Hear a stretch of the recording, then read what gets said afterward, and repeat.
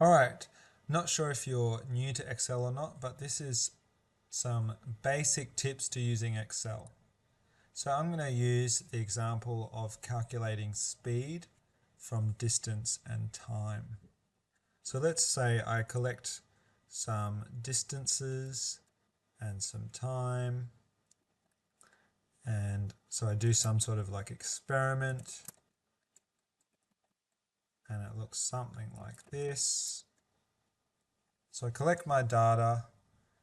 The first thing you should probably do is put some units. So this is meters, this is seconds,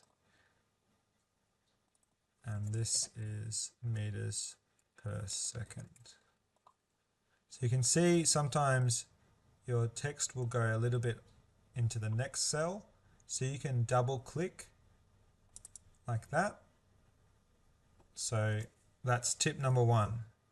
Stretching out the cells, you can double click and it'll expand the cells for you.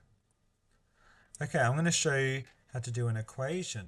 So you could do equals speed equals distance divided by time. So I'm going to do the distance, select the cell,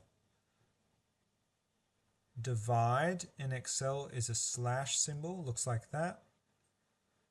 And then you select the next cell and then you press enter. And that's calculated the speed. So you can do that again, or it's kind of like cheating. So tip number 3, you can click on this little dot and drag it down.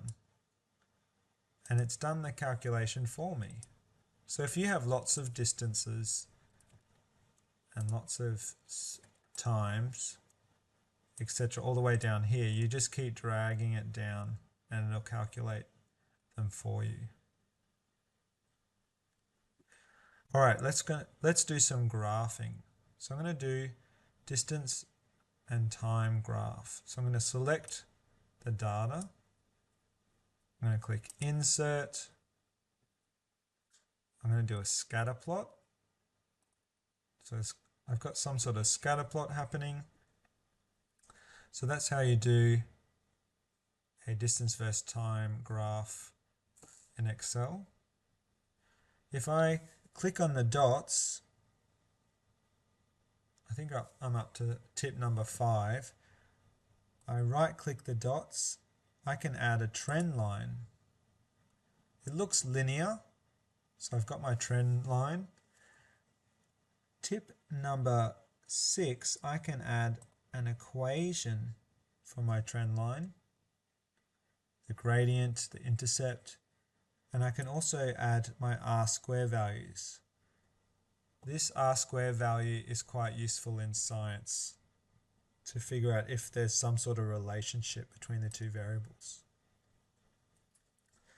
Another thing I can do, I think I'm up to like tip number 7, is I can display some axes titles. So if I click here, click on axes titles, now I've got some titles.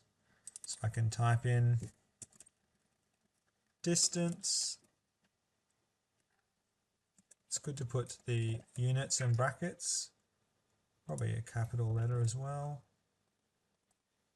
Time, seconds. There you go. Now just be careful you don't have any units in there like that, because then Excel can't divide by 3s. It needs to be just numbers. That's why we put the units in brackets. Another really good thing to do, or useful thing to do, is what we call an average. So if I want to do an average, I type in the word average, bracket, select the cells, press enter, and it's got the average of all those cells. So it's added them all together and divided by 4, because there's 4 cells. So Excel is really useful to save time. So I highly recommend it. And look at that, the title of the graph is time. Thanks for watching.